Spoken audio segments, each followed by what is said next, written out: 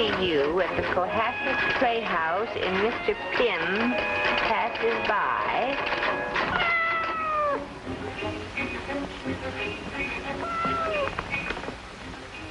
Well, I didn't think that was something Mr. Sands had dictated. He's more apt to bark. Who's in here? Nobody. But you were talking to someone, Susie. Meet Mr. Pym. Oh, isn't he cute? Oh. Oh. How do you know his name's Mr. Pym? Well, I was just typing something about Mr. Pym passing by, and there he was. So if his name isn't Mr. Pym, it ought to be. Oh, you're right, Susie. He looks like Mr. Pym. Do you suppose he's lost? I don't know. Are you lost, Mr. Pym? They say it's good luck for a cat to come to your house. Well, this isn't exactly our house, Vi. I know. But, Susie, couldn't we... No, we couldn't. Why not? Cats just take care of themselves. Can you imagine what Mr. Sands would say? Just listen to him purr. Yeah, well, this hurts me more than it hurts you. Come on, baby. Oh, he is purring, isn't he? Come on, Susie. Now. Goodbye, young man. Oh, suppose he falls off. He wouldn't fall off. Cats are very sure-footed, you know. Good morning, ladies. Don't let me disturb you. Oh, good morning, Mrs. Sands. We were just admiring the view. It's been there for 10 years.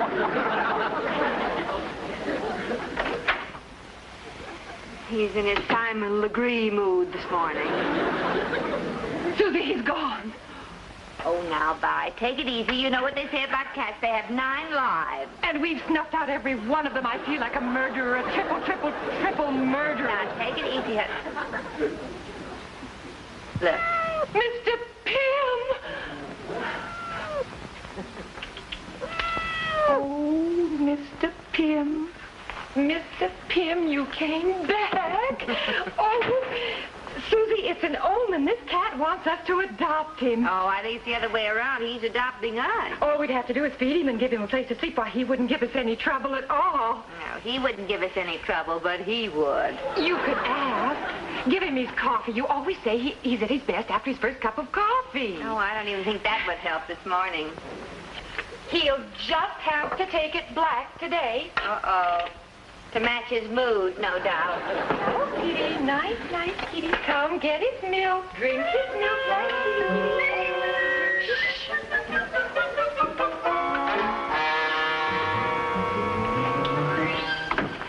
Here's your coffee, Mr. Sands. Thank you, Susie. Mr. Sands, do you like cats? I hate them. They're supposed to be good luck, you know. Not for me. I just lost a juicy commission because of one. Oh, come on now. I'm not kidding. Edmie Esmond turned down the lead in The Cat's Paw because it has a cat in it. She's allergic to them. Well, that's a pretty silly allergy. So's sauerkraut, but a lot of people have it. But you ought to do something about it. She does. She stays away from cats. Oh. Mr. Sands, do you mind if I ask you an if question? An if question? Well, here's my question. Suppose Sylvia, you know my friend Sylvia? Yes, I know your friend Sylvia. Well, suppose Sylvia found a cat, a perfectly beautiful cat, and she wanted to keep it in the office. Not forever, of course, but until she decided what to do with it. If you were Sylvia's boss, Mr. Goose, what would you do about it? Well, if I were Sylvia's employer, Mr. Guth, I would tell Sylvia that it's against the building regulations to have a cat in there, and that anyway, a cat has no business in a business office.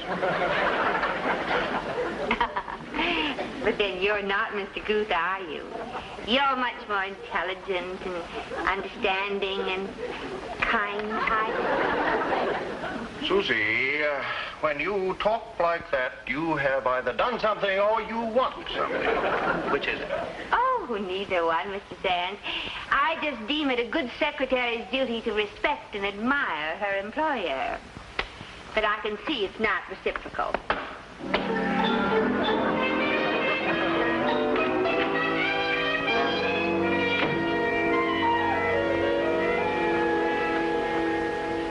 He drank almost all of it. Now, you know what they say, Vi. If you feed a cat, you'll never get rid of it. Who wants to?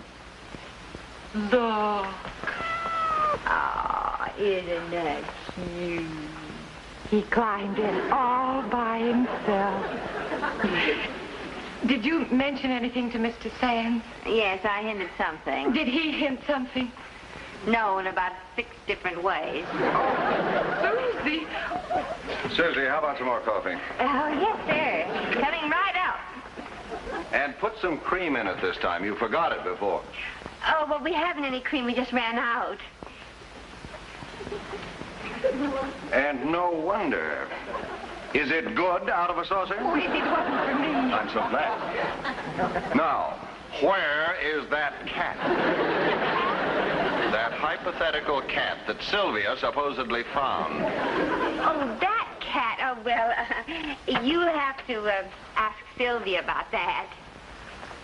Where is it, Susie?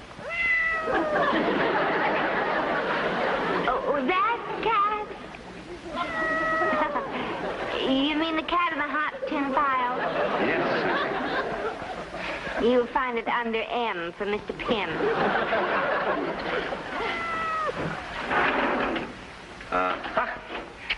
And now you will put it under O for out. Out, but quick. We put it out once, but it came right back. Then take it to the pound. It won't come back from there. Take Mr. Pym to the pound. Mr. Pym? I know you don't like cats, Mr. Pym, Mr. Sands, but perhaps you don't realize that in Egypt cats are considered sacred. And in India, cows are considered sacred, but that doesn't mean I have to keep one in my office. Well, it'll keep you from running out of cream.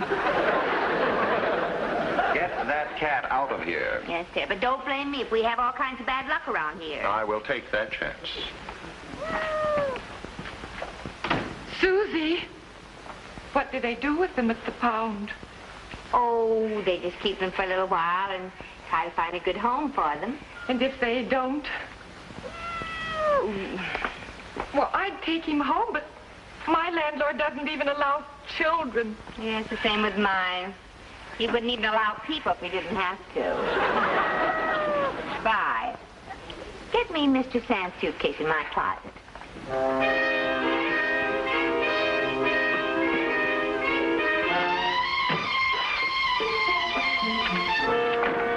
Are you going somewhere, Susie? No, but Mr. Pym is. Oh. Is that a new bag? Yes, Mr. Sam just bought it. Here, help me. Thing's got to breathe, you know. Oh, it's right here. So, you see, Sandor, you really need a cat. Imagine owning a restaurant called the Black Cat and not having one. Well, there is plenty to eat here, and there is a large garden in the back. Yes, I thought so. Of course, we wouldn't give him to just anybody, you know. Well, I think you ought to have a look at him. Bye. Here he is. Oh, Mr. Pussy, oh, it is charming. He has such a nice name, Mr. Pym. Good. I'm going to call him Lancelot. But you will take him. Of course. Kesson himself, and thank you very much, little. You will let us come to see him, won't you? Of course. Oh, Latsika, Pussy. Well, let's go now. Not turn back.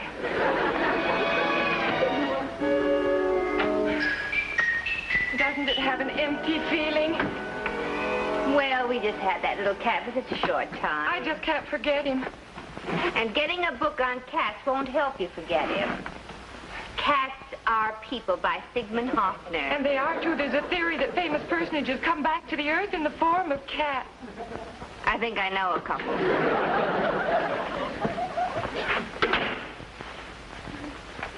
Well, did you get rid of that animal?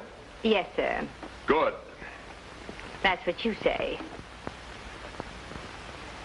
What did you bring this out for? Oh, I had something to deliver. I bet I know what. I think I hear my phone.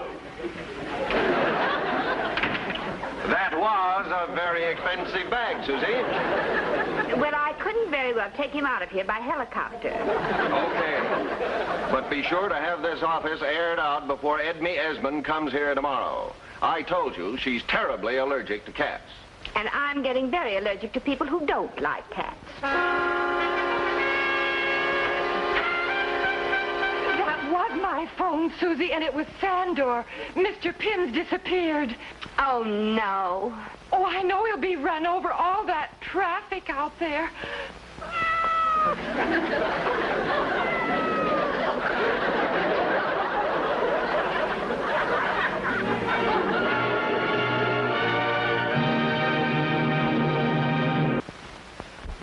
Here, come on, guys. Come on, baby. Here, here. Uh-oh, here's the boss. Good morning, Mr. Sand. Good morning, Vi. Good morning, Susie. Good morning, Mr. Sand. I thought I'd get in early this morning, but you seem to have gotten in even earlier. Are you feeling all right? Mr. Sands, that kind of sarcasm is very easy. You have many virtues, Susie, but punctuality is not one of them. What's on the calendar? You were going over the fielding contracts this morning. You have a luncheon appointment with your lawyer, and at 2:30, Esmond is coming in to see you. That's all. Oh, that reminds me. I think I may get Edme to do that part after all. Would you get me a script of The Cat's Paw, please? Yes.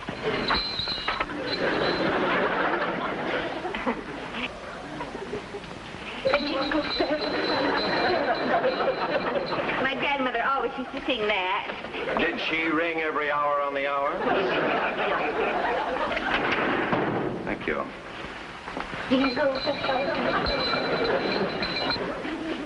Maybe I got here too early this morning.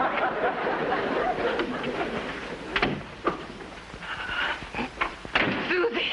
Shh. The cat woman's here. The what woman? Well, you know, the one you told me was allergic to them. Oh, no. Esmond? Well, what's she doing here now? Well, stall it till I get the kitty out of the way. Well, Miss Esmond, we didn't expect you till this afternoon. I know. Wait till I tell you what happened. Could I have a glass of water? I'll get one for you. Are you all right? Well, you see, I was on a bus, and this woman sitting next to me was carrying one of those large canvas bags. You know, the kind they carry animals in? Yes. Well, I had this funny feeling. And I looked and I saw that she was carrying a cat in that bag. Oh, no. I just had strength enough to stagger off the bus and totter up here. I'm sure Peter won't mind my pulling myself together here. Oh, of course not. We'll find someplace better for you to pull yourself together. Here, Miss Esmond. Oh, my dear, you saved my life. Oh, there I go again. There isn't a cat around here by any chance. Oh, perish the thought. Come along, my dear, in here.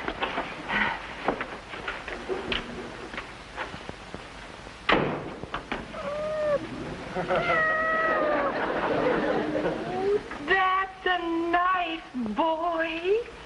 I do hope you won't mind my barging in on you like this, Peter. Of course not, Edme. I understand perfectly. As a matter of fact, I'm glad you're here. I want to talk to you again about the cat's paw. Oh, please, don't mention that word. Now, look, I have gone over this script very carefully, and the cat is completely unnecessary. It's only used for a sort of silly symbolism. So, why don't we get Tex Johnson to eliminate it? Simple, isn't it? Very simple. Well, I think it's a perfectly wonderful idea, Peter. Susie, you call Tex on the phone and talk to him about it. Me?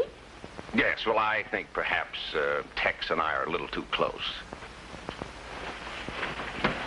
All right.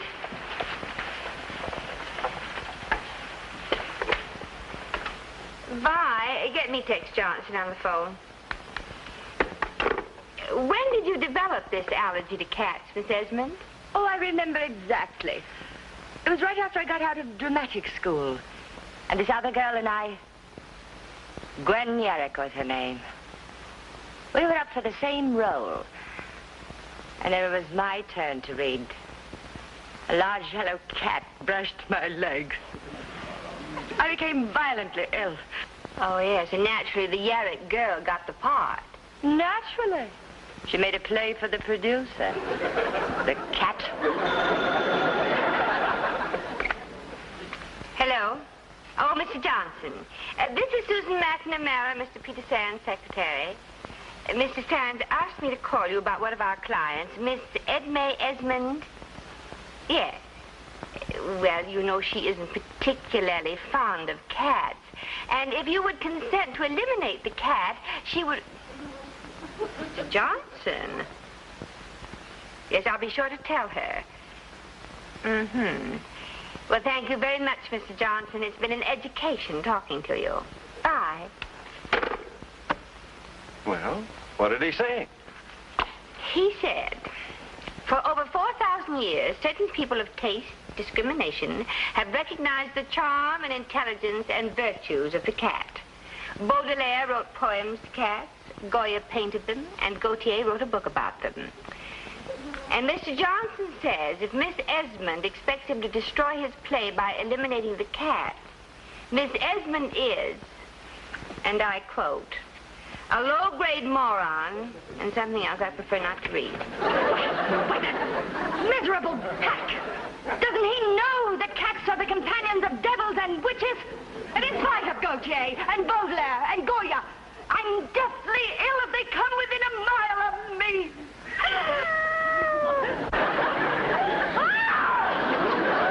I'm in a nest of murderers. Believe me, Ed, I had nothing to do with this.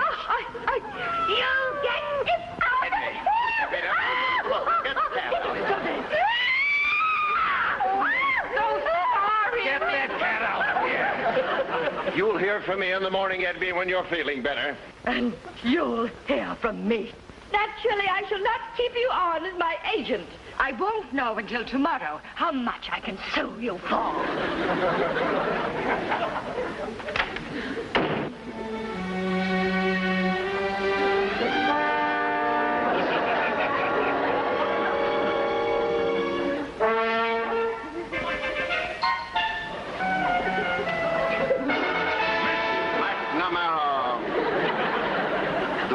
That you have just cost me a very important client is distressing. But more important is the fact that you have deliberately flouted my orders about keeping that cat in the office. And you have seen the consequences. Now, if you prefer a stray alley cat to your job or to me, that is quite all right. But remember, there is not room in this office for the three of us. Now start counting. Yes, sir. Yes, I understand, Mr. Kramer. Not everyone is equipped to live with a cat. Mm-hmm. Well, thanks very much. Any luck? Just try to give a cat away and you'll find out who your friends are. They either have a cat, they can't have a cat, or they're about to take a short trip around the world.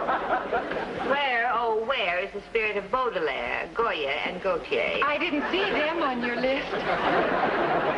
Honey, did you talk to the superintendent into taking care of Mr. Pym? We said he'd keep him in the basement for a few days until we could find a home for him. Good. Oh, it just doesn't seem the same without Mr. Pym.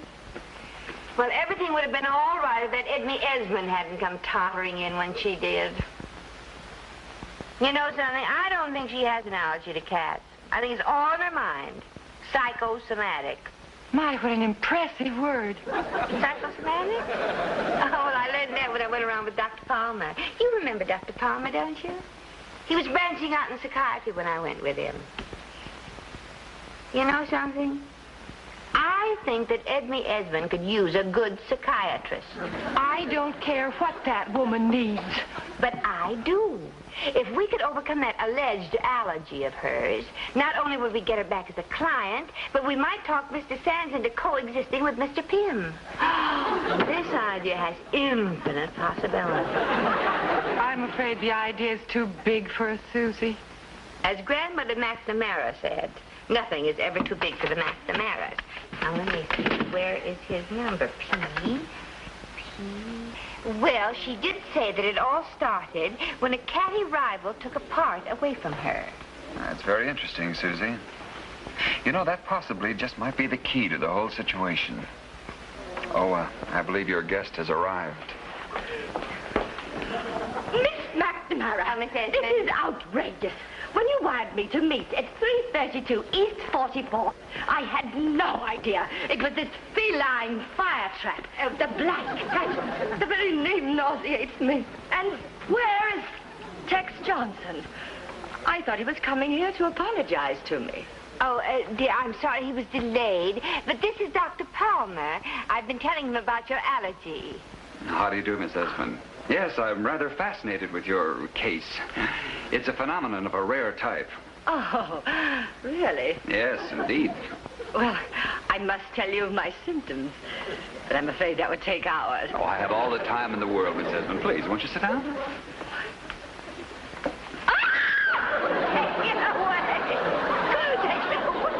Very interesting. I feel an attack coming. But this isn't a real cat, Miss Esmond. Of course not, but the very thought.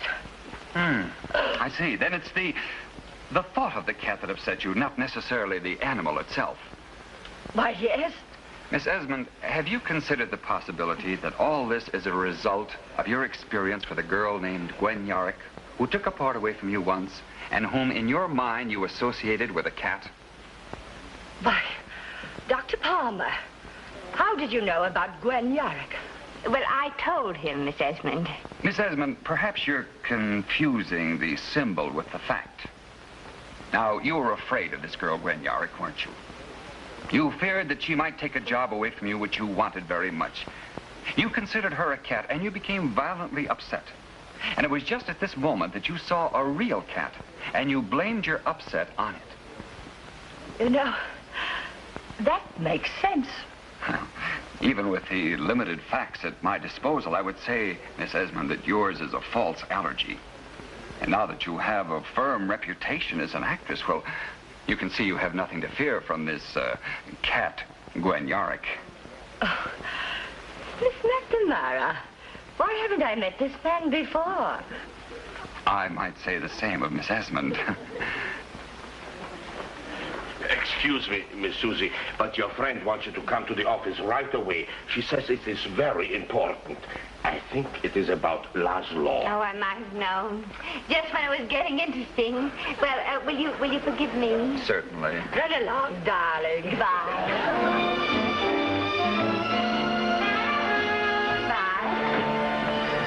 Oh, Susie, wait till I tell you. I know. Mr. Pym has escaped from the basement. But that isn't all. Go on. Go on. Go on. And he's back in his bed. And wait till you see why. I guess we made a mistake. But what a wonderful mistake. Oh, Susie, just think. We're grandmothers. What is going on?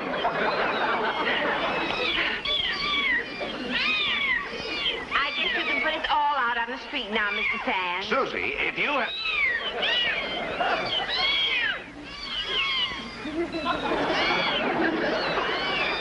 Gosh. Here. Take it. Hello? Oh, yes, Miss Esmond. Really? Oh, that's wonderful. I'll tell Mr. Sands right away. How many are there? 6. Mr. Sands, that was Edna Esmond. She just spoke to Tex Johnson and accepted that part. But her allergy. Well, a friend of mine talked her out of that.